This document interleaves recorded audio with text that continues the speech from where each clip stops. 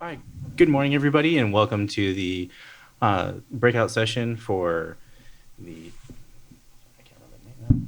Where's it? Overcoming challenges in zero emission vehicle ZEV workforce development. We'll go ahead and get started here, and we're going to start off with Scott, and then we'll lead through the panelists. Do the icebreaker.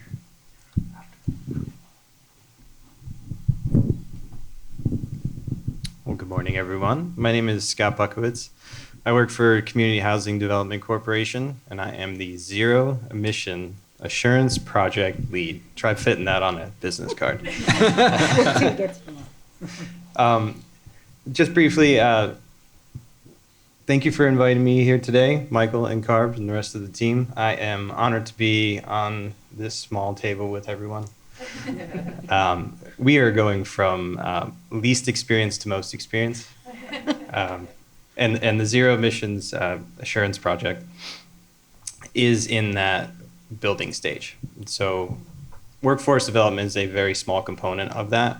But just briefly, if you're not familiar with what ZAP is a program that is for repairing or replacing vehicles that have been used vehicles that have been purchased from community members throughout the state of California, either through various CARB incentive programs. So once we stand up the program in August, we'll be able to help folks out getting their vehicle replaced or repaired. And the repaired section is where the workforce component would live in this program. And there is no one size fits all for workforce development, as I'm sure most of you know. It is definitely and should be a priority for the state and for the future of this industry for electric vehicles. We have had some challenges and we've had some successes, and the majority of what our challenges are partner identification, and that is something that a symposium like this can help with. For instance, we already are partnering with Foundation CCC, my colleague here, Brett, and soon to be Jannet. She doesn't know it yet, but we will be working with her now that we have her in a room. But the goal for our group and for our project is to provide vehicles that are out in the world today that can be fixed and provide a decent group of vehicles to be help the training throughout the state. So aside from Foundation CCC and other partners that we are looking toward, the identification has been the most challenging. The second is we're trying to create a budget for something that we have zero data on, and we don't know how many people are actually going to be in the program. We only have an estimate, and the estimate is somewhere between 500 to 700 vehicles for the years that the program will run. So that's another challenge. And to top that all off, when you do get to speak with a partner, they're like, great, how many cars is it going to be? And you're like, we think it's going to be this much. And that's not really comforting for someone who's trying to spend time and share their efforts with you, because this is a shared effort for workforce development. It's not just one portion. You can work with many different groups. So with that, I will pass it along to Brett.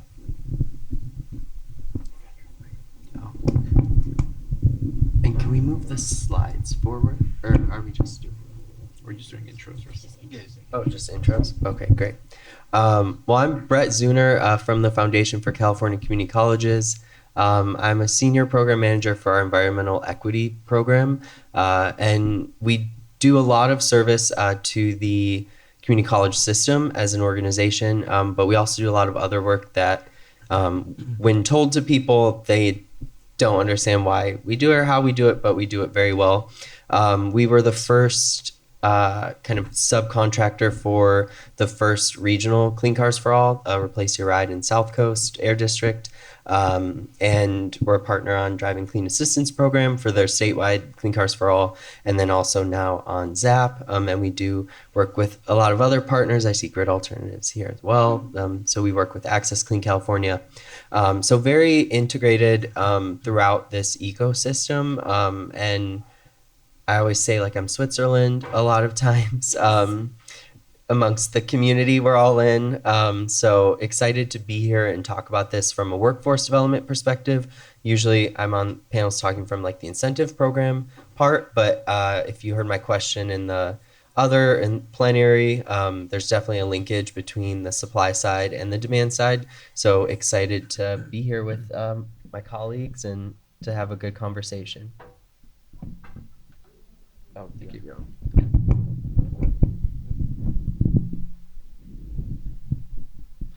Hi, everyone. My name is George Suarez. I'm the VP of Engineering and Workforce Development at Or Planning. We are a consulting firm in Sacramento, and we work with nonprofits and CBOs in the area to basically deploy and launch clean transportation initiatives. Along with that is workforce development programs. And then the other side of that is the design and deployment of mobility hubs. So community-based EV infrastructure and charging infrastructure. How do we locate those? What is the best location? How do we incorporate other community programs at those same hubs? So those are the types of programs we work on. But I'm excited to be here and talk about our project called ZEV, which was a workforce program in Sacramento, and we'll get into that later. Yeah, thank you. Good morning. I'm Jannet Malig. I'm just as complicated as these other titles. I'm the statewide director or sector navigator, they call, for advanced transportation and logistics. I represent the community colleges system, but I'm hosted at Cerritos. Historically, specifically, my job is to identify skills gaps in this particular sector and identifying what that looks like, and then implement, whether it be short-term or long-term programs that could be for credit or non-credit at the educational systems, and design and build pathways also from the K through 12. So been doing it for 16 years already. And so we've designed a significant amount of programs, and it changes all the time. You know, when we first started, we were looking at something as simple as hybrid vehicles and then compressed natural gas. And here we are at ZEV and some other technologies that are coming. And that's also incorporating into like what Scott does, where it's like, how do you do mobility? What does that affect your communities and also your housing when you think about that? So I'll talk about some of the programs that I've done and, you know, the successes that we have and kind of what I'm looking to see to implement, or what we think the future might be, and also working collaboratively. I have the opportunity to work with any of the colleges that have a program, automotive program, or, you know, clean energy program, as well as working with manufacturers, and recently had the opportunity to work with CBOs, only because I also carry another hat that I work with the Department of Energy's Clean Cities Coalition. So that's also implementation with fleets and helping them adopt these clean transportation fuels into their plans. And then what does that really mean for the workforce? We have an aging workforce, and so that means we need to be prepared now, or we should have been prepared years ago already, and thinking about what that really means for us. So I have an opportunity to talk about that, but thank you for having me today. And my name is Michael Litwin. I want to thank the panelists for showing up today and coming to do this. This is really helpful, and thank you so much for coming. I'm with the California Air Resources Board. I am one of the leads with the DCAP and also the lead on the ZAP, the Zero Emission Program. And I'm going ahead and head off now back over to Scott and to go through the slides. It's got a 1 second delay, so click it 1 second before. Okay.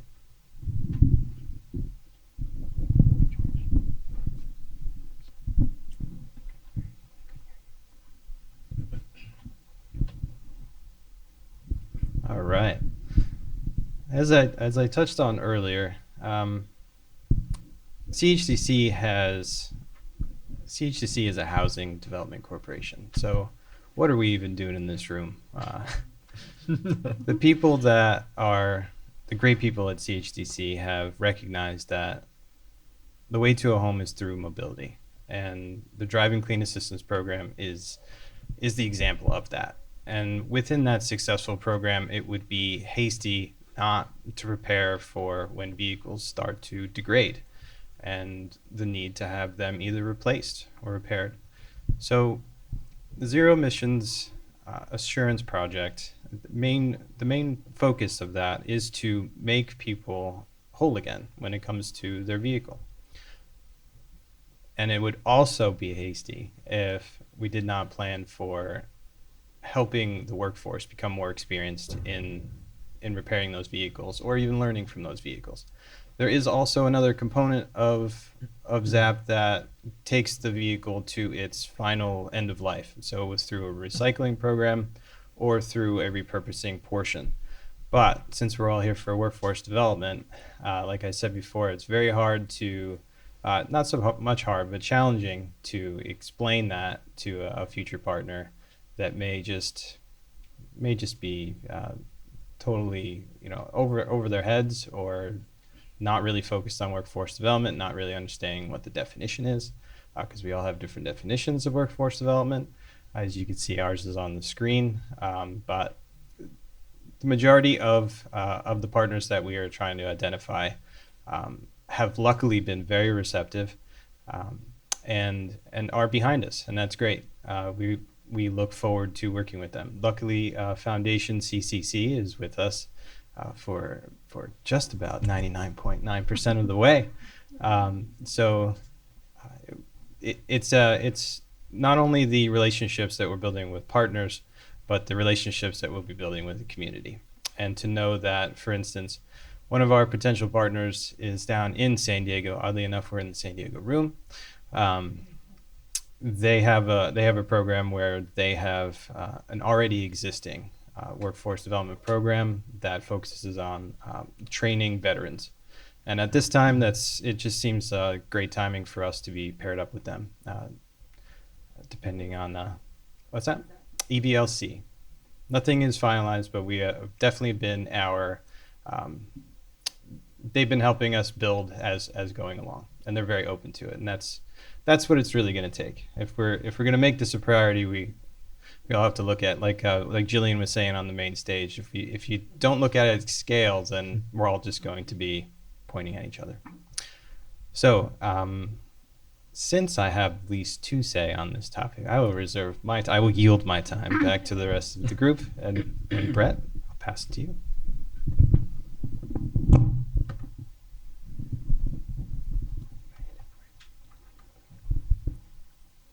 Thank you, Scott.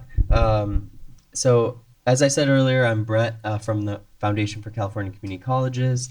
I'm here obviously to talk about overcoming challenges in workforce development for ZEV, and just a little bit about the foundation. So established 1998, we're the official auxiliary nonprofit to support the college system, work really closely with the chancellor's office, but the college system is decentralized. So it's different than the UC in that regard. Colleges and their districts and faculty senates, they all have a lot of autonomy. And in addition to supporting the colleges, we do other areas of impact. Mine's considered community impact, so doing like community benefit programs. Over 160 million in annual support with 70 plus programs. So we're a pretty large organization, but really work to facilitate collaboration and increase innovation, and especially in this space, at least for my portfolio. And community colleges, we're here for workforce development, and that the colleges are a critical, essential part of this. I don't think we could have workforce development in California without the college system. And I don't think that's because I'm biased. I think that's really a fact. Yeah. So the colleges are there, and Jannet will speak out this from on the ground perspective, but kind of at a high level from the system-wide perspective, they really do support communities for climate resilience and sustainable facilities operations, and then of course workforce development and training. But we want to talk about opportunities. I know the thing was challenges, but try to be positive in today's world might be good. So here some challenges and then opportunities to address them. So we know that ZEVs have reduced maintenance needs versus internal combustion engine vehicles or ICEVs. But this is an opportunity for reskilling and upskilling. We were kind of talking about this a little bit, but you know, the workforce is aging, but there's opportunities still to reskill those folks, and then also bring up a generation of workers who understand both EV and ICEV, especially for the plug-in hybrids. I should also note too that the foundation operates the Smog Check Referee program for Bureau of Automotive Repairs. So that's a huge opportunity there too, and one that, you know, bar is usually not like people mention CPUC, CEC, even Health and Human Services. No one asked if bar was in the room. I'm not sure if they were in the plenary, but that's just one example of a group that really needs to be here with us moving forward. And then coordinating, so it's an example too, coordinating and integrating complex ZEV and ICEV curricula, very challenging. And this is an opportunity, though, for broader and deeper collaboration across the entire system, especially with the colleges. So we can't force all of them to standardize, but carrots usually work better than sticks anyway. So how do we incentivize that at the statewide level? And then I brought this up in the earlier plenary as well, but there's competing public messaging regarding ZEVs and their benefits. There's the Calibrate campaign, which is out right now. You've probably seen their ads. So, you know, there's always a risk in this new information age and attention economy for people to believe really whatever's put on their phone individually. So this opportunity, though, for us to also engage in that targeted marketing and use the tools that others use to increase consumer confidence and really match the alternative views that are spreading. And there's uncertain and inconsistent federal support for all of this, if you didn't know already. But this is an opportunity for California to be the leader. We kind of talked about this in our work on this just before you all joined, but California really is going to be the leader here. There's no doubt about that. So we want to really demonstrate that, and ZEV workforce development is an area where we can do that for sure.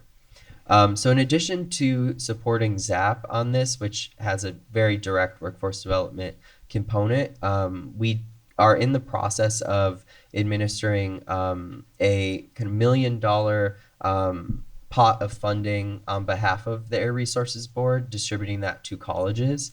We got a lot of interest in it and weren't able to fund all of the programs. So there's demonstrated need, and some colleges didn't apply, but expressed later they wanted to. They just didn't have the capacity to apply. So the applications we received weren't even representative of all the demand for support amongst our colleges. But what we're doing here is we have 6 colleges that were selected to receive funding to really potentiate greater impact in their ZEV programs. We're also doing outreach kind of component to that project with student ambassadors who will be students in those ZEV programs, who will help engage local high schools and other areas to promote the programs on campus. And that ambassador program will be open to all colleges with ZEV programs, not just the 6 that were selected. And part of that too is industry partnerships as well. That will happen more on our side as the program administrator, but you know, bringing all these different folks together and looking at building in this new generation of workers, reskilling, upskilling the current generation, and making sure that institutional knowledge, because ICEVs aren't going away. And I know we're talking about ZEVs here, but automotive is connected. When you talk to OEM, they don't see it in as siloed as we do. That's their whole portfolio is everything. So really trying to preserve that institutional knowledge that our master mechanics have across the colleges. Even things as simple as like kind of consumer engagement or customer service. What is a good mechanic versus a not so engaging mechanic? And yeah. And one thing too that I didn't put on here, but I hope we get to talk about is the exciting opportunity for right to repair. So California is a leader on that with the state of Massachusetts as well. But that will be something that's really interesting here, is this idea of people being able to work on their own EVs. It's something that isn't talked about a lot in this space, but there's definitely the car culture. And I'm from Detroit, Michigan, so a lot of my friends are mechanics. They work on cars. It's a lifestyle. I know in the Chicano community with the lowrider and all that, it's also very popular. There's not really something as cool as that analogous in the EV community, but the idea that you could have a buddy work on your EV just is not a reality right now. But that is something that helps ICIVs be preserved, good or not, is that kind of ground up approach. So that's something I hope to talk about today as well. Thank you. Not ISIS, ICIV. So internal combustion engine vehicle. Yeah. Sorry. Yeah, I don't say ICE because it. Yeah. Yeah, not ISIS and not ICE. Both. Well, I'm gonna stop talking. They got it. Yeah, ICE is not here. Awesome. Oh, do I just hit? My bad. Thank you. Just keeps going. All right. Awesome. Yeah, so just to reintroduce myself, my name is George Suarez. I'm the VP of Engineering and Workforce Development at Aura Planning. So in 2023, we led a program with CRP, the California Mobility Center, and us to run this workforce development program. And I'm so excited to get to tell you about it because I think it's really awesome. So it ran for 10 weeks. We did 5 different cohorts. Each of them went through a 10-week program. And in the end, we graduated 71 people. 5 cohorts. One of the cohorts was all refugees, so Afghani refugees and Ukrainian refugees in the same group. An all women's cohort. We did a 18 to 24-year-old cohort, and then mechanics who are trying to learn about EVs, and another cohort about people who are in the construction trade or building maintenance, so that they can understand EV charging infrastructure. And I think part of what we're hearing today is it's a lot about demystifying electric vehicles, right? How can we actually work on the cars if we don't really know what is high voltage? What does high voltage mean, right? Is it more than 100 volts? Is it 400 volts? All of these topics are what we covered in our class. It was very, very technical. It was unapologetically technical.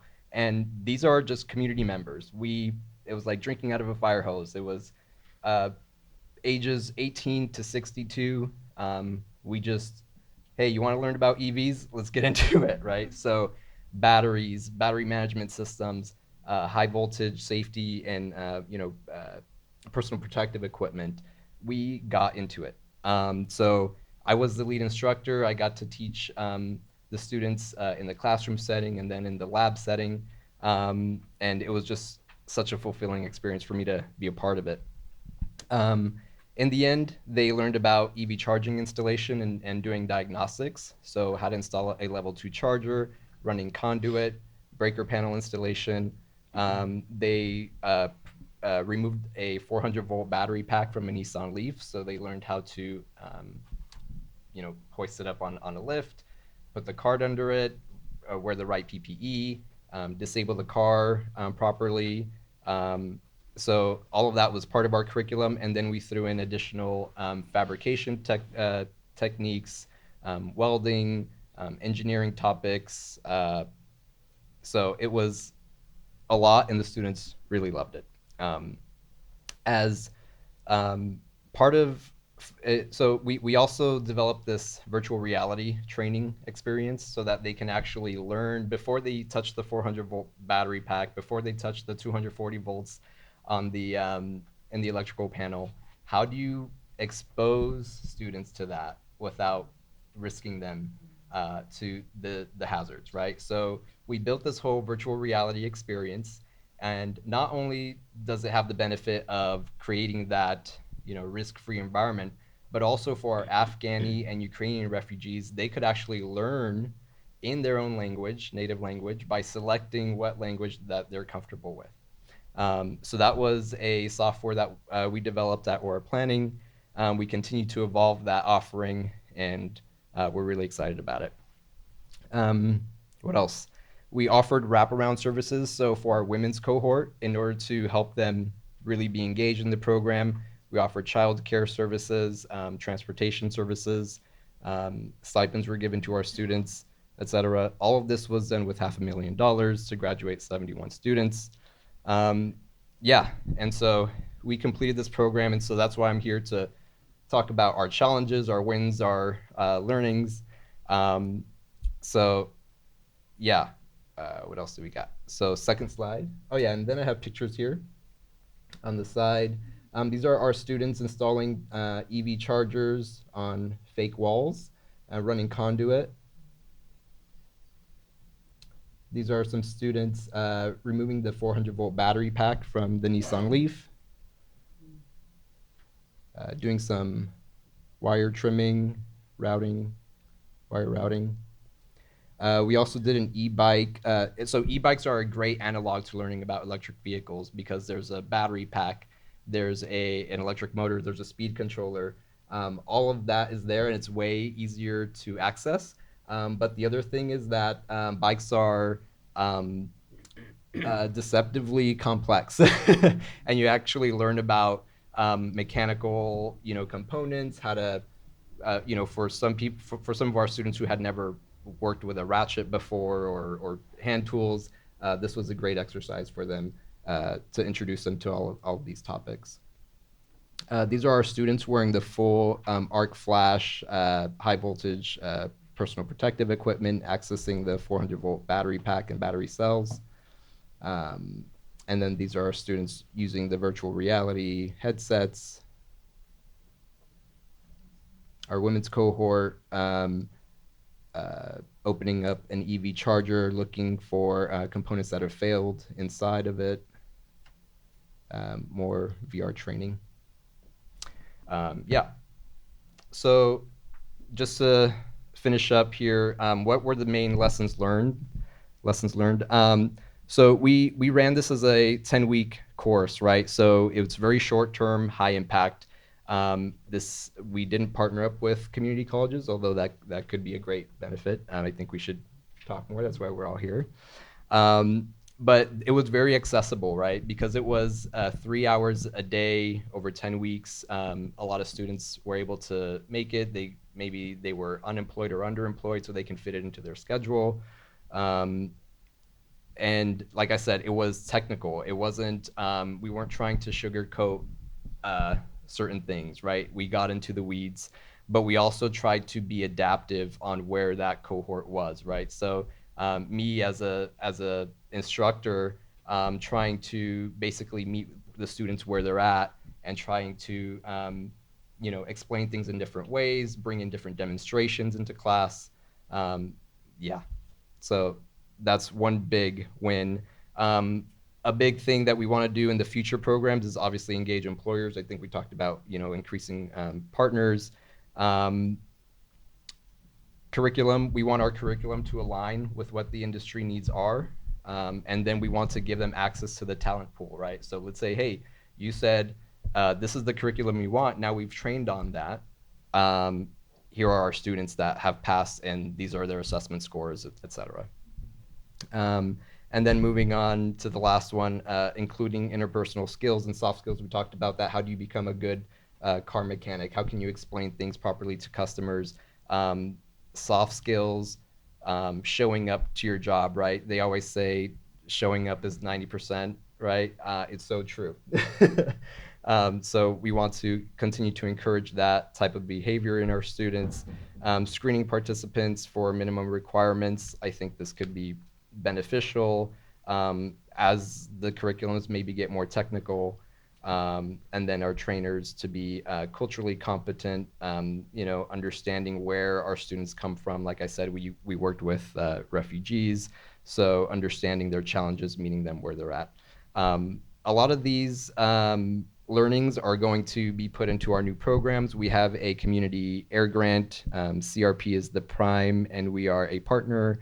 And so we're working with them with this community air grant. There's 3 different projects on it, but one of them is a 175-hour green jobs training course where we'll actually do EV charger installation training along with HVAC and solar.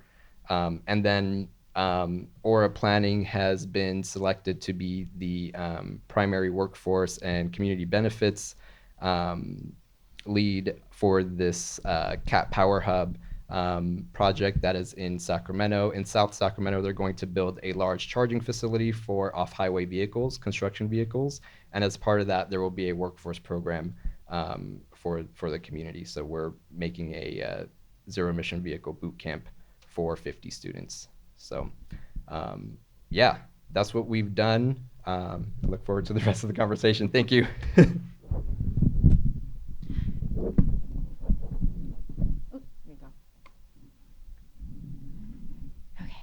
So I'll just briefly go over a couple things that we've done. A significant amount of my funding historically has come from the California Energy Commission, and I'll kind of review those. There's a couple that I don't have on there that we're currently doing, so I'll share that with you guys as well. If you're not familiar with us, it's the Advanced Transportation and Logistics Initiative for the community college systems. We used to be called ATT, ATRE, ATT. Yeah, the chancellor's office has changed our name multiple times, as Brett knows. And, our focus had really been advanced transportation. So, and renewable energies, when you look at what that is, it can be anything from, like I said, we started with hybrid, we did propane, we did compressed natural gas, we did liquefied natural gas, EVs. Hydrogen is currently at the table for us and working with the universities in California and across the country on those kinds of things. We also work with autonomous on that. We do land, air, and sea. As we start to look at this, the clean air highly affects what you do in aviation, as well as rail. Some of those projects you guys may have seen, the ferry in San Francisco, some of the hydrogen that's being used in aircraft. So our initiative gets to work with those programs at the community college system and see what we could do for adoption and making sure that we are always at the forefront of what that is. We usually have to look at programs that are even just in the infancy of discussion and what is that going to look like. So we have the ability to reach out to industry and do some research working with laboratories and other areas like that to see what that looks like for us. And they talked about the partnerships. When you talk about the Clean Car Referee, those are our community colleges. So, I'm lucky enough that I get to see what they do and how that really affects our communities. And I'm super excited to see the program that they're having, because you're going to see what I've launched historically in the past, and it's continuing to grow because we know that it is a need and it is not going to go away. So now it becomes how do we effectively implement it, and how do we consistently do it? Because when you only have one-time funding, it's difficult to keep the program running, right? So there really has to be, I'll be honest, legislation and really bringing people to the table to say, let's have this conversation all the time. And so I tend to be that go-between of how does that translate in education and how is over to business, and how can we affect your bottom line when you hire our students, and what can you do, be the voice of your community as well as you take one of our students on our side. So one of the programs that we've done, our big push for us at the community college is really building that partnership. We were lucky enough that the Energy Commission had built some programs with us, and Brett's kind of seeing that as he's taking over, even bringing that up to date. Because if we look at technology, it's changed over the last 4 or 5 years already in terms of what we're seeing. So the programs that we have is, to build a highly skilled workforce in clean energy. And that means always having the latest and greatest equipment, having faculty trained, and then revising curriculum. For us in the educational system, we are required to change curriculum every 3 years. So that means you have to be out there and you have to have those conversations. The downside is that every college faculty gets to decide what they want to do. So we've talked about standardization. You know, that's very tough because people's skill sets tend to be very focused on what they know. And so those are kind of an issue. So one of the programs that we did on our side was we had a ZEV Emission training program, and this was for community colleges. We launched with 15 of them, and they were in disadvantaged communities. And we saw when they purchased equipment, they were required to put in curriculum and to look at that. And over the 3-year program, we saw that they were able to touch 2,000 students. You know, when they're able to put it immediately in their program or design or build a program, that's very impactful for us to see. And in some cases, I see it now that I get to go into the market and I get to see those same students that are working. And so I tell them it's time for you to pay it forward and come back to us and be the voice for what you're learning and what you're seeing. And as part of that, we trained 160 community college faculty. You know, we have 116 with the 116 as the online, but 115 of them, you know, actual campuses that can do that. I'll be honest with you, there's probably 110 of them, 112 of them that have some form of automotive or transportation program or energy program. It may be on the non-credit, it may be fee-based, or it may be credit. So almost every college has something. And as part of that, we realized as we were designing and building program, it was critical for us to go back to the workforce. I'll use a program that I've had funded since 2017. It's the electric school bus program. We were the community college system that had to figure that out. And I always say this for California, we're the good, we're the bad, and we're the ugly, right? Everyone says, God, you guys did something really good. Oh my God, don't do that program. Right? And lessons learned from what California did, don't follow them. Think about how you're supposed to do it. But that means that we have the opportunity to be at the forefront of everything that happens. And so I'm excited when somebody says, Jannet, what are you guys doing in California? And I'm gonna say, this is what we're doing in education. And we have the ability to work directly with incumbent workers. We sit side by side with them. We design, we develop, we know their skills gaps, and we're constantly training. Like I'm doing a school bus training this week. And just from this class alone, we're already modifying because we can identify very specifically what are those missing skill sets. And so our curriculum tends to change often. It may change every 6 months. It may change every 3 months. It may change in the next class based on what we see that the industry needs from us. So we're super excited to be able to do that on our side. And then the other program we did was a high school program, because we talked about how are we going to build our future. It was an opportunity for us to go back into our communities and ask those community colleges and high schools to partner together. This was also disadvantaged. There were 52 high schools that we launched that program with, and it was a requirement that there were certain criteria that they needed to do, and part of our job was to connect them with industry and also look at internships or apprenticeships in relation to those programs. So again, 51 high schools. Some of them had automotive programs all day long. Some had after-school programs. Some had, 2 or 3. And we were able to see in the senior levels, junior and senior levels, the ability for them to get internships with industry and see what that looked like. And then being able to then create dual enrollment or credit by exam, which was critical for us to make sure that we were constantly allowing the student the ability to progress in their careers and know that they had something they could start with. So we were super excited to be able to do that. So I'm excited to see the rest of the group looking at kind of these things that I've historically done and I continue to do on our side. And that's not going to change. I think we talked about what automotive looks like. That also means we're going to get to battery storage, energy storage, microgrid, energy efficiency. When we talk about what are you going to do with your buildings, HVAC, we talk about heat pumps. California is going to be at the forefront and putting these initiatives forward. So it's critical for us to see what does that really mean for us. And, I hope in this group we'll have the opportunity to talk about what that means and discuss how do we move forward and who can we bring to the table so that we're constantly making those changes and that we can be the voice of the rest of the country as to say, look what they're doing and let's follow what they've done And let's not change it, if I say it that way.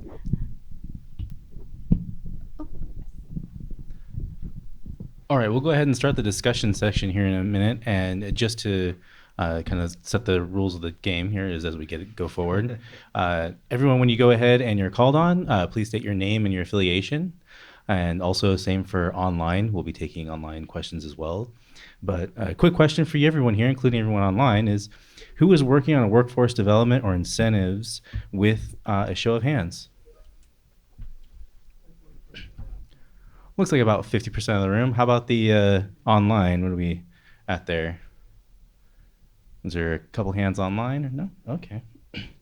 So of that, and for your questions to the panel, what are the lessons learned or needs that you guys are facing? What are the significant challenges in the geographic area that you're in? Is there any specifics that you've overcome, might want to share with the panel, or questions you have for the panel about how to overcome those? So go ahead and open it on to the discussion. Yes, Hi, my name is Marie. Lead Cards for All program. 5,000 vehicles on the road proudly. So George, sorry. Your program sounds awesome. The curriculum sounds awesome. I'd love to be a student of that. No, seriously. But what is the next steps? I mean, so they learn about battery installation, but then do they have to sign on to be an electrician's apprenticeship program? Like, do eventually they have to be C10 licensed electricians? Like, how does that work? And because it's so focused, but at the same time, you want them to have that knowledge. Yeah, thank you. Great question. Yeah.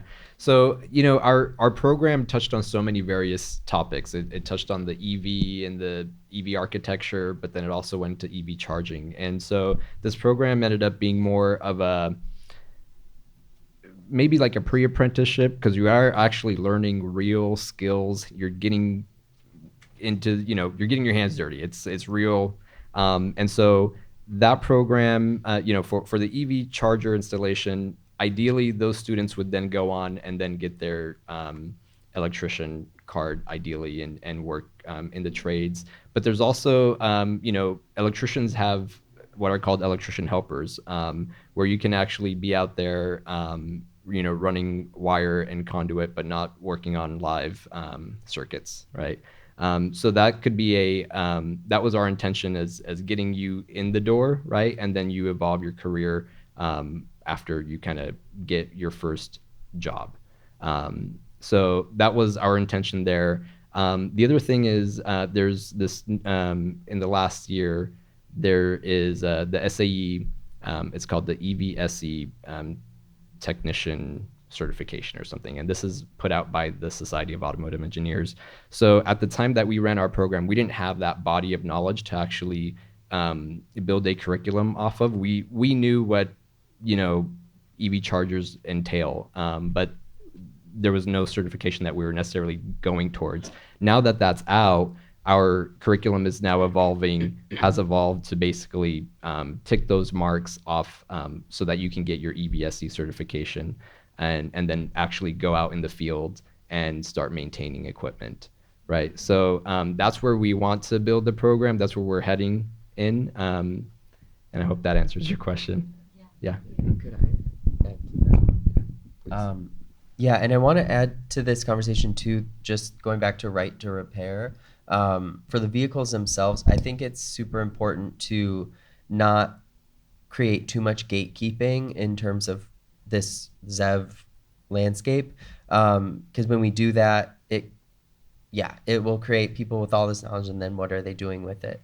And the pipeline is so constricted, and then we don't have any workers who meet these requirements. But the certifications are important, all those things, and getting people trained on that. But think about what's working. And I liked, Janet, your point about like California, we do a lot of stuff, and then some stuff we do really bad, but that's learning. Like, you have to, research and development is not you get it right every time. And if we look at the ICIV, the internal combustion engine landscape, there's community mechanics, there's local auto shops that are the most trusted. You don't have to go to the OEM to get every single thing fixed on your used gas car. You do have to do that with an EV 9 times out of 10. There aren't local trusted mom and pop EV places, and the dynamics too there around kind of identity, so social characteristics, those things. Certain communities have body shops, auto shops that represent them, look like them. It's their community. We don't have anything analogous. So I'd love to think about too, to your question, Marie, like the people who go through these programs get the right certifications. They know what they're doing. We don't want people out there hurting themselves or others. But if they know how to do it well, what's stopping them from starting their own business to work on EVs on the corner? A little, not smog shop, but an EV shop. I think that when I think about this, I see that as a vision. It's like the entrepreneurial aspect of it, which I think goes the step beyond what we do, but also part of the conversation. So we'll go over to our online question real quick. So we have a question online from Anid Jofis. Are there any follow-ups on outcomes for your students after the training? I take it that's a question for me. Yeah, so we graduated we graduated 71 students. Out of those students, about 20 students got a job after our training. Some of them became interns at the mobility center. Some of them worked in a auto parts shop. Someone who had never had experience with vehicles beforehand. So the fact that they can speak to vehicles after the fact was big. Some of them decided to actually enroll in the community college and pursue automotive careers. Some of them went into engineering community colleges and then going on the engineering path. So so we had various outcomes. In upcoming programs, ideally we could have more focused pathways to employment, and that's where the partnerships with the employers comes in that we really want to drive with the upcoming programs. Okay, back to the room, and go ahead and wait for the mic to Sorry. come to you. Anita had a follow-up question, if that's okay too. Oh yeah, sorry, I missed that. She wanted to follow with, are any of the programs partnering with the union apprenticeship training programs? Go ahead. Go ahead. Naturally, in the community college side and some of the other programs we do, there are some pre-apprenticeship programs as well as what they call ET programs that has the ability to actually give you hours and credits as you work with an employer if you're choosing to do the electrical program. So those are definitely, there's a lot of those. And I think as you work through the program, there is always the opportunity that if you feel that you want to do that and you have some of this, that we recommend you to go into there and take their exam and qualify to be an apprentice with IBEW or one of the other unions that may be out there. That's whether it's construction, any of the construction trades or that are there. So it's definitely there.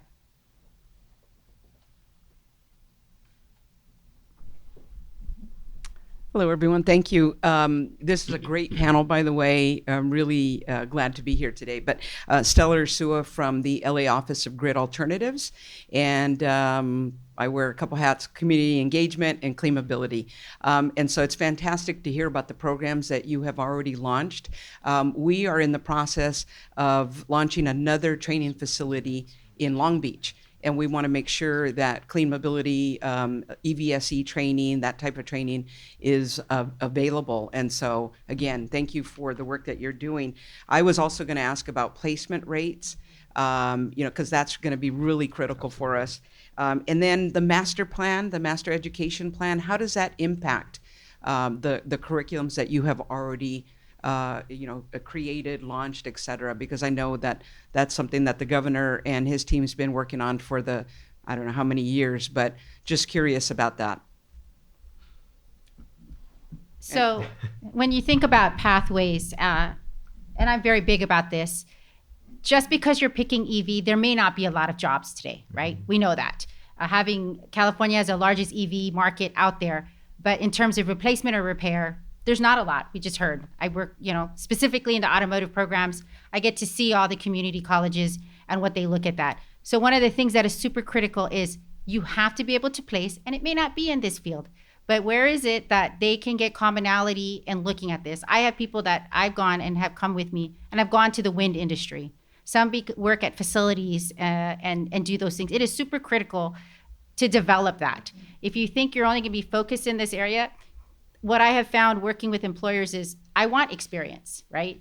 And that is super critical because we have a lot of students who take something and they come back and they say, Jannet, I didn't learn enough, or they won't hire me because they say I don't have experience. And I think that is super critical in our programs that we have to do that, right? You have to have that real life work experience, or do it so that they can write it on their resume and say, I did these multiple things. And it may not be in the EV field, but it may be in facilities. It may be as a mechanic. It may be, an OEM or a repair that's doing, chargers. We know in California we're the first ones out there that have to repair with these 100 or whatever, few 100,000 chargers that are out there. And keep in mind that the technologies that we have are outdated for these chargers. Mm-hmm. So that means all of these chargers that are out there most likely have to be upgraded. At least I've seen that in just about all the chargers that we've worked at in the programs that we've looked at, and looking at what we said level 1, level 2 DC fast charge, bi-directional, right? So we have to know that we have to be there and know that the skill sets you're giving goes across multiple sectors, not just this sector. I'll just be honest with you in terms of what I've seen. Because I always have that when they say, are you going to place your students? I have to, sit with that student and say, what other skill sets do you have besides what I'm training you? And it's going to end up being that they probably have to take other training because they like this, but they may not be good at the mechanical side, but they'll be fantastic on the sales side, right? Mm-hmm. So we need to think about that. And I'd just like to posit, Michael, since we started late, can we go a little over? Because we have a few more questions. And if everyone's in the room is okay with that. Yeah, that's not a problem. We can go ahead and we can go up to the 12:10 as a hard stop. So I think we have two more questions. Yeah, good morning. Martin Tompkins with the Antelope Valley Transit Authority. First and only transit agency that's 100% fully electric. I just want to say that. Hey. Do you have a list of colleges where we can partner with to look for EV technicians? Because we're constantly looking for technicians. We're in the high desert. It's hard to find folks up there. So if there's a list of colleges that you have, somebody we can partner with, that'd be great to share. If you look, I only have the ones that are listed in automotive, but if you look at programs that maybe have electrical programs, because you're Antelope Valley has a great community college right there. Right. And they also have a trades program. So I would definitely reach out to them. Well, we did reach out, but they're not fully there yet with electric vehicles and the Correct. 400 volt chargers and. Right. So that's going to be one of the issues that we have with the transits, that a lot of your chargers and between the batteries, the chargers and the vehicles itself are going to be out of warranty. And so you'll have to kind of work through that. But I think if you're looking for the mechanic side, any of the automotive programs that have that should be able to support you. And then the EV side, we just did the trainer probably last summer, and we had 10 colleges. So I'll look and make sure you come reach out to me, and I'll go ahead and give you those. Yeah, and I was going to say San Bernardino Valley College, SBVC, they have a really great heavy duty program. So we can connect you with the dean there as well. Because, a public employer like yourself directly working with the college. And you never know, some students who are in SB area might be open to going to Antelope Valley for the job. I don't think it's out of the concept for that. And then also too, I didn't mention, but that funding program that I mentioned about regranting to colleges, there's also a ZEV landscape analysis component to that. So that's going to document a lot of things, including all of the colleges and their programs. Because as Jannet alluded to, there's certificates, there's continuing ed, CTE, there's all these different types. It's not just like degree granting ones. And there's not a good database really because it's decentralized, but we're trying to create that. And so definitely we'll work with everyone to try to make, like, if that's a helpful resource, it's good to know that, because then we can try to make that happen. But it would have to come from the statewide level. Like the colleges, I don't think are all going to get together themselves. They're also not being paid to do that. So it's something that should come from the state, and it's good to hear that. For sure. And when I say state too, I mean partners like Jannet as well, who work statewide. So not just us, but all of the partners. Yeah, I just wanted to mention, sorry, on that similar note, because Aura Planning does also get into software development, one of the things that we're launching is something called Auraversity Launch, where a lot of our trainees, they don't have online profiles or resumes and that kind of thing. So we want to build a profile where employers like yourself could go there and actually find people with specific skill sets. Obviously, our training has only happened in Sacramento, but as we evolve that, this offering can happen all over the state. So yeah.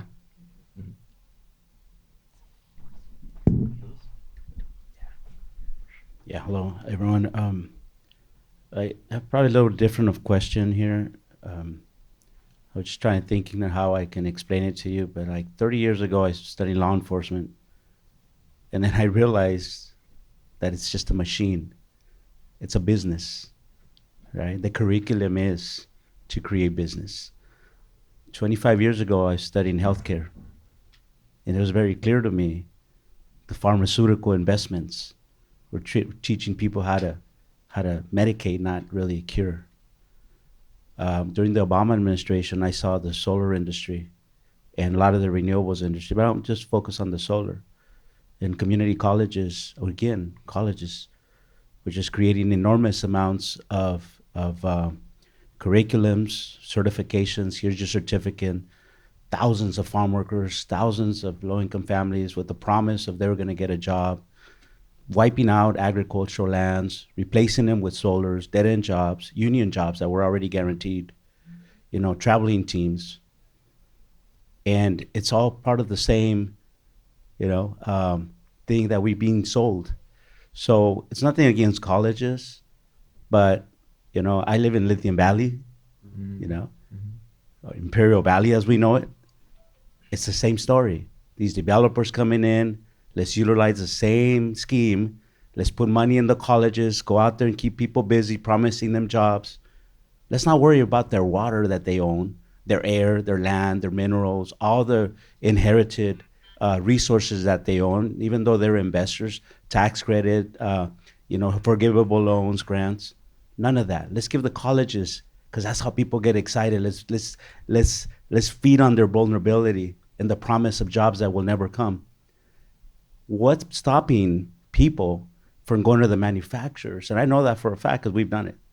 Let's go to the manufacturers and get certified to work on their chargers. Go out there and buy the equipment that the Weights and Measures uses and have people. So I really like some of those comments. People can go straight to these people and get their certifications. Mm-hmm. Why do we have to go get a certificate without a promise of a job when you can just go straight to the actual manufacturers and engineers that are doing these equipments that already have programs, that are already creating jobs, or creating greater opportunities of jobs, not at the lower end, but at the engineering end. You don't have to be an electrical engineer. They're teaching anybody. Mm-hmm. So, I mean, it's not a question to kind of be down on colleges, but how do you differentiate where you're really helping or you're just part of the problem, So I'm just curious to hear from your thoughts. Yeah, thank you, Luis. And thank you for the work that you do at Comite. It's all very valid. I also think the OEM programs, they obviously offer you a job, but it is, I think, the same, thing that you said about the studying medical and it's the pharmaceutical industry teaching you just to do that thing. I mean, an OEM certification program is exactly that, but for them. And the issue is that there's not set standards on a lot, like the batteries, for example, the way that you work on these, each OEM has a different thing. So you can go get certified at Volkswagen, but that's not going to get you a job necessarily at GM or Chevrolet. It might, but if the battery pack is super different or things are different, like it'll probably help you. You'll be a step above the applicants who don't have that, but it's not one-to-one, and that's an issue. I always go back to the right to repair because it's a huge opportunity for us as California to really push to have standards. The OEMs should be talking to each other. There's no reason if to have all this different stuff. We're seeing it with the chargers, just with the standards, the NACS versus the CCS, and I mean, I don't know what's going to happen with that because there's all this money, that's going towards CCS, and all the OEMs flip of a dime. We're like, we're just going to go with the NACS, the Tesla charger. So you can't rely just on them. You can't rely just on the colleges. I think it takes everyone together. But one question I had for you and everyone else is like, where do you take your car right now to get it worked on? Do you take it to the dealership or do you go to like a local shop? The dealership. However, I am learning that there are smaller shops that are already beginning to make that transition. Oh, well, you have an EV. Okay, so people who have a gas car, I guess, is like, where do you take? No, that's great. You have an EV. That's honestly the perfect answer. But if you have a gas car, where do you go? Do you go to the dealership or a small? What? Local shop? What? Oh, right. Oh my God. AutoZone. No, there's no endorsement of any brands by the panel or in this session. But so you go to a local shop. So that's the vision we have for EVs, right? Is that for new cars, you're going to go to the dealership. It's not like we're taking away business from OEMs by saying that. There's always going to be people who want to go to the OEM, to the dealership. New cars, usually you have to because it's under warranty. But we need to match what was working with gas cars, not recreate the wheel. So from a service perspective, it's so multifaceted, but we need to get people access to EVs in Imperial Valley, make sure they can, if they want, get one, the chargers, everything. And then where do they take those? We need to, maybe there's local shops where they could bring on an EV technician, but is the demand there? There's so many like nuance to it, but the comments like yours are the ones we need to hear because it pushes us to make sure we're not just creating these programs just to create them, but it should serve a purpose. And we're going to have a need. You kind of said it. We're going to have a need for EV technicians. All these cars on the road, they're going to need to be fixed. And the OEMs honestly probably won't even want to work on their older cars once they've like the old e-Golf versus the new IE3 and stuff. Is Volkswagen still maintaining the work on that? Do they want that? They probably would prefer you go to a local shop for their older cars because now all the techs there are trained on their new battery tech. So yeah, I could keep going, but I want to make sure other people. I was just going to say, you're absolutely correct. And in education, and especially mine, because I was under economic and workforce development, mine is not to develop all the courses at the colleges. It's to identify where we're going to be. And in order to do that, that means you have to look at what the need is in the future and what it is today, right? Because you may be in an area, if you're in Imperial, we had a great conversation. One of the schools that was funded was Calexico, right? We knew that the air quality, you're testing the air. There are other ways to think about it. And we found that majority of the students joined the military that came out of that school, right? Because that's what they thought. And so it is a frame, it's a change. You have to change the community's idea that they have the opportunity to change it, right? We talked about being an entrepreneur. If they knew that they had an opportunity to change their environment and say, we're going to bring this in and we're going to teach you how to be entrepreneurs to help you open your own business in this particular field, you could drive that. But you're absolutely correct. I think it comes in multiple facets in identifying what it is going to take in that community, who they want it. And can we do it in multiple areas? Because you're right. The community college became crazy and said we did solar. And then after 6 years, all the jobs dried up, right? Because they went to a different group, or the skill sets that they needed became just maintaining it instead of building it. And we know we're going to see that as well. So I think it's really critical that as you build, what your community is going to do. And so, a big push is working with community-based organizations. If your community is really strong, we want to know that so that they can advocate for what is going to be there. And also working with your businesses that are already there, right? If they're an independent shop, I call them independent shops, right? Because If they want this, then they're going to say, I want that skill set and I want that. And I want to be trained. And then it becomes, where do I get that training so I can put that as part of a service that I offer and what we do? Or if it could be, you know what, I want all these chargers here because I want people to come to my community. And when they're getting a haircut or something like, they're going to charge and get my haircut, and I'm going to go next door and go buy ice cream and buy, you know what I mean? Like, my vision is that that's what it should look like, right? That we build it together, not just EV, but what does that mean in a community to build a clean air in my way? Because yes, you could do solar. Farming, you're going to change all the equipment out to something that's clean instead of, you know, using the regular diesel or gas that's in there. And then what can we do in the programs that we're going to say, let's go into our communities and let's change our houses. Let's do heat pumps. Let's do these kinds of things. And I think it becomes a holistic decision that we need to think about. So we're thinking about that not only today, but down the road. So when I look at programs, that's what I want. I'm going to look today to say, is there a skills gap that we need? But what does that mean that we can keep building upon that and have multiple jobs in multiple areas, not just this little segmented area? So yeah. All right. Hello, everyone. Giovanni Hernandez here with Grid Alternatives, Greater Los Angeles office. Great panel. Fan of what all of you are doing. I want to partner with all of you. We've hit on a lot of different points here from folks from the audience, from you all. I'm curious about how we can create sort of a central solution or database to guide students, trainees, from communities, just from regular community members, whether you're enrolled in a community college or not. The clean energy technologies are constantly evolving, as we've talked about. Curriculum needs to change because technologies keep getting outdated, whatnot, from what's already out there. Jobs may not be available for whatever reasons. Also, regionally, certain colleges may offer some certifications or programs that are not offered in other regions. So you have a lot of variables, but now you also have a interconnection between all of the clean energy technologies. Before, you couldn't pair EVs with solar. Now you can pair EVs, solar, and battery storage, right? So that's happening. That's only going to improve and get better. So how can we create a system where, like Brett mentioned, so that no one's a gatekeeper, right?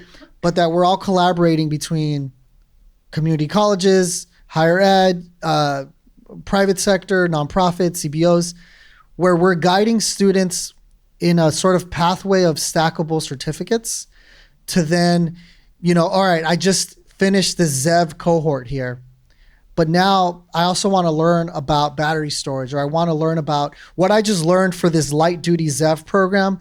How could I amplify what I just learned now and learn about how to apply that with medium duty, heavy duty trucks, electrification of fleets, or the conversion of fleets, because that's applicable, right? But now also with solar, I want to learn how to install solar and pair that with battery storage and sort of collect all of this different knowledge and skill sets, and then go where the jobs are or where my interest is as a student or trainee, et cetera, et cetera. But in order to create a sort of ecosystem of some sort like that, we need to have all of you talking and you know what, I want to now guide you to this program and make it seamless for students to go from one program to another that someone else is offering that you don't offer. That ecosystem doesn't exist, and we need to make that happen somehow. How can we make that happen? I've been talking about that a lot with different folks, and I think that's really needed here in California. Thank you for the question. The short answer is, how can we get you to do that, right? You have permission to do it. Everyone has permission to start something like that. You're kind of creating a Google search for it, right? You're creating your own directory for something like that. And ZAP is actually dealing with all of those things you just mentioned. The workforce development that we're talking about here today is just a sliver of what ZAP is. You have the you have two pathways for the participant to go, which is repair the vehicle or sell it back. The selling it back touches on everything that you just spoke about, and it is frustrating and it is challenging. Making it happen, that's a pretty large task, but it's not impossible.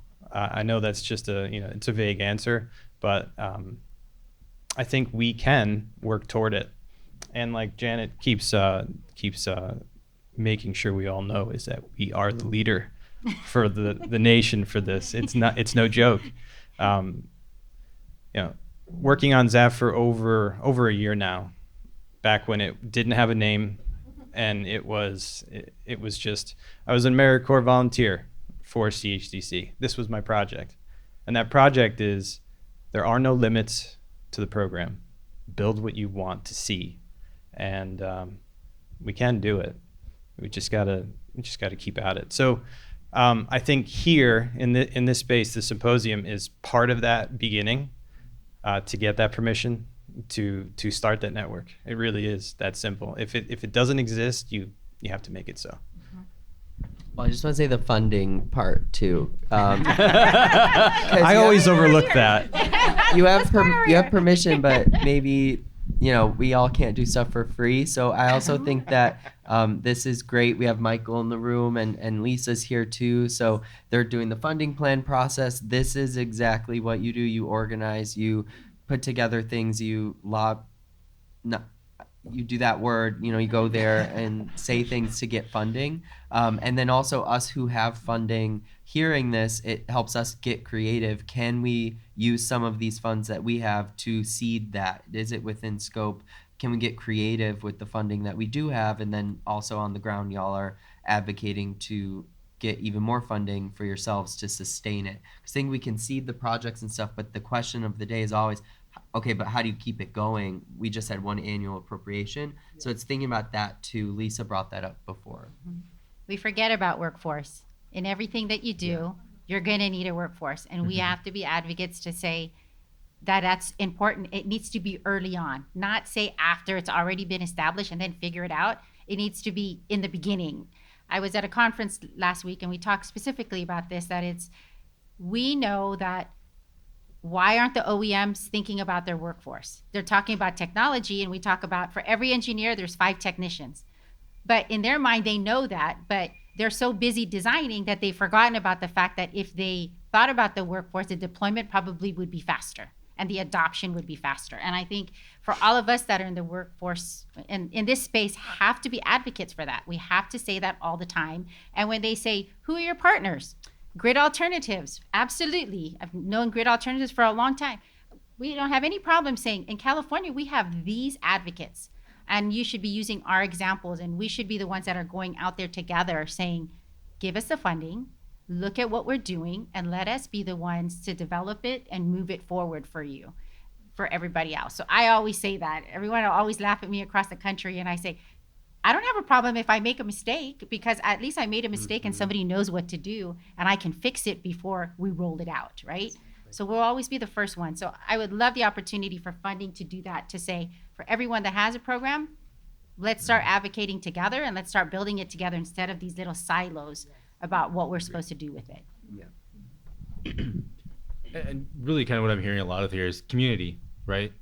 Breaking down the community and having that built from the ground up around the community and keeping it within the communities. That's something that within ZAP was one of the very first things we realized with what we were going to have to do and have a workforce development component to it. So with that, we'll go ahead and we can take the discussions over to lunch. And I want to thank everybody for coming today, and thank you everyone for online. Thank you.